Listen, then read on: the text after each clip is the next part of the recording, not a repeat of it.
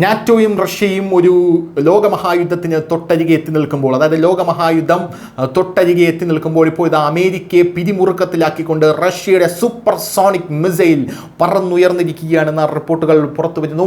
അമേരിക്കയ്ക്ക് മുകളിൽ കൂടെ പോലും പറക്കാൻ കഴിയുന്ന ഈ സൂപ്പർസോണിക് മിസൈലാണ് ഇപ്പോൾ അമേരിക്കയുടെ തലവേദനയായി മാറിയിരിക്കുന്നത് എന്നുള്ളതാണ്. അതായത് റഷ്യ കൃത്യമായിട്ടുള്ള മുന്നറിയിപ്പ് നൽകുകയാണ്. ഓപ്പറേഷൻ സിന്ദൂറിൽ ഇന്ത്യ തയ്യാറെടുപ്പുകൾക്കിടെ എങ്ങനെയാണോ പാകിസ്ഥാനെ അടിക്കാനായി മിസൈൽ പരീക്ഷണം നടത്തിക്കൊണ്ടിരുന്നത്, അതുപോലെ റഷ്യ ഇപ്പോൾ മിസൈൽ പരീക്ഷണം നടത്തുകയാണ്. ഇത് എന്തിനോ വേണ്ടിയുള്ള സൂചനയാണ് എന്നുള്ള കാര്യത്തിൽ തർക്കമില്ല. റഷ്യ വീണ്ടും ലോകത്തെ തങ്ങളുടെ സൈനിക ശക്തി എന്താണ്, ആരാണ് റഷ്യ എന്ന് ബോധ്യപ്പെടുത്തിയിരിക്കുകയാണ്. ഒരു സൈനിക അഭ്യാസത്തിനിടെ റഷ്യ തങ്ങളുടെ ഏറ്റവും മാരകമായിട്ടുള്ള ആയുധങ്ങളിലൊന്നായ സൂപ്പർസോണിക് സിർക്കോൺ മിസൈൽ പരീക്ഷിച്ചു. ഈ മിസൈലിന്റെ വേഗത ശബ്ദത്തിന്റെ വേഗതയേക്കാൾ 9 മടങ്ങ് കൂടുതലാണ്. അത് തടയാൻ ഏതാണ്ട് അസാധ്യമാണ്.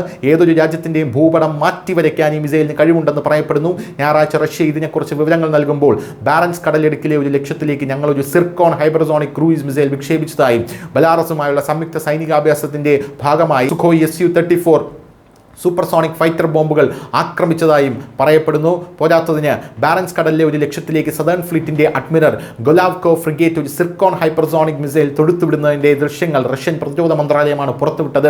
ഫ്രിഗേറ്റിൽ നിന്ന് മിസൈൽ വിക്ഷേപിക്കുകയും പിന്നീട് ചക്രവാളത്തിലേക്ക് ഒരു കോണിൽ നീങ്ങുകയും ചെയ്യുന്നതായി ദൃശ്യങ്ങളിൽ കാണാം. തത്സമയം ലഭിച്ച നിരീക്ഷണ ഡാറ്റ അനുസരിച്ച് ലക്ഷ്യം നേരിട്ടുള്ള ഇടയിലൂടെ നശിപ്പിക്കപ്പെട്ടതായി മന്ത്രാലയം റിപ്പോർട്ട് ചെയ്തു.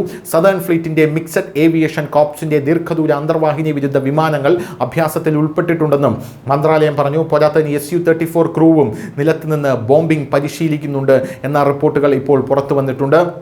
എന്തായാലും പ്രതിരോധ ശക്തി വർദ്ധിപ്പിക്കുന്നതിനായി നടത്തിയ ഈ ഒരു വമ്പൻ സൈനികാഭ്യാസമാണ് അമേരിക്ക ഇപ്പോൾ ഭയപ്പെടുത്തുന്നത്, അല്ലെങ്കിൽ പിരിമുറുക്കത്തിലാക്കുന്നത്.